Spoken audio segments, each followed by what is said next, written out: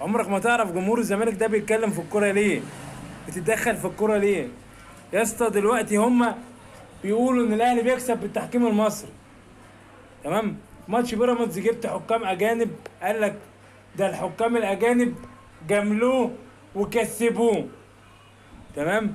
انا ليا بلينين في الماتش ده، ليا بلينين ما اتحسبوش. آه. جاي بتتكلم لي على بيلين لحسين الشحات. انا ذنبي ايه؟ انا ذنبي ايه ما يتحسبليش البلينين؟